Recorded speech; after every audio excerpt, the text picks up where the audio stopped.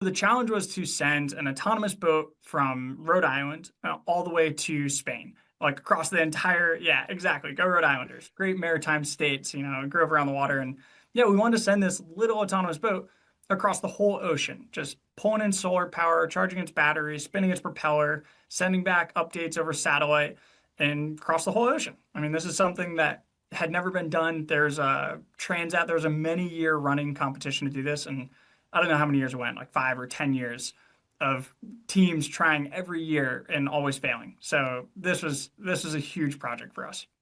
And talk to me about how you kind of went from there to founding the company. Yeah, so the Scout project actually, that really propelled our trajectories, our career trajectories. So I was the youngest person on the team at the time, so I was still in school. I was like, that project spanned 2.5 years. Yeah. So I was going through engineering classes and like all of this like was really clicking. I was like, oh, this is why we do this. So I started changing my own career interests based on that project and what I saw as like applied engineering. Um, Several of our other team members went off to work for various places like America's Cup teams. And Dylan, our now CTO at Seasats, went on to help start Ocean Arrow, another USV company. So, Yep. yeah, it really kind of propelled us all into this space. Take that forward another, 5, 10 years. I guess that was 15 years ago now. We started Yeah. CSATs 5 years ago.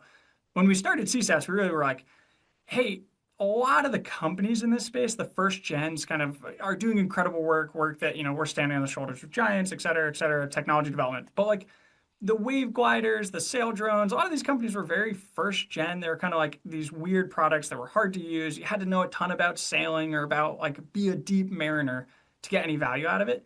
And even then, it was really complicated. Yeah. We were like, hey, let's build CSATs. Let's make this easier, more scalable. Let's hammer in on like an iPhone style product. Like, let's make drones easy to use in the ocean. And that Okay, has so taken off. that's where I want to start because you have two models kind of currently in market, the Lightfish and Quickfish, both of which I think have solar panels and bring in some power and such. But it's the autonomy element that I want to start with because you guys talk about how you can train people up in like 3 days to use these boats.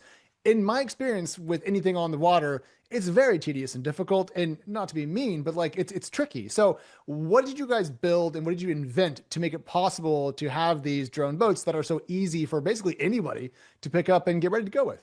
Yeah. Okay. So 2 days. That's our standard training. Oh, 2 days. 2 days. I Start overstated to the case. I'm so finish. sorry. Exactly. Oh, it's okay. In like industry standard is like 2 weeks to give, audiences who don't know like a frame of reference. So it's like we're cutting that dramatically. And then take that even further. We've done stuff where it's like, hey, 2 days, if you need, you're a boat owner, you're going to use all the different features. I've personally trained people who are doing like harbor security applications in like 3 to 4 minutes where I'm like, okay, this guy has very little time. I'm going to teach him the basics of how to drive the car in a video game style thing through our remote Yeah. interface. And then I'm going to walk away because he's got a job to do. And Well, can you yeah, explain to me the human inputs required and then the autonomy element to this? Because I'm trying to figure out exactly how autonomous these boats are, but clearly there's some training required. So if you could just tease that out. yeah, so let's see. What is autonomous on these boats? They go out, they self power manage, they self propulsion, steer, they self payload manage. Like they're basically managing, like there's automation across the whole stack. Yeah. Where the human operator comes in is really like mission desire. It's like, hey, are you trying to patrol a harbor? Are you trying to go to a target? Are you trying to go do a specific thing? So that's where like you still need like human level intent. We're not at Skynet yet where it can just like kind of think of what we might want possibly. It's like Yeah. a little more deterministic than that, but otherwise highly autonomous. Probably the best part of being a founder is watching a project that started as just an idea blossom into a full-fledged startup.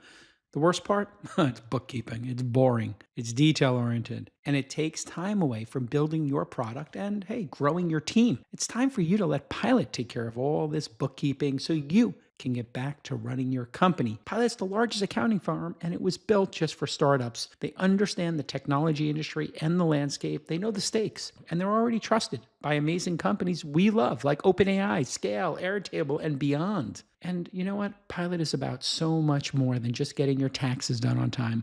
Pilot has a smart dashboard that puts all the essential metrics your startup is tracking at your fingertip. And they have helpful advisors who can walk you through crucial financial decisions you're going to need to make in the coming years. Plus, when it's time to raise your next round, Pilot COO and CFO services are there to help. So it's time to focus on your company and let Pilot handle the books. And Twist listeners get $1,200 off their first year. Just go to pilot.com/twist to get started.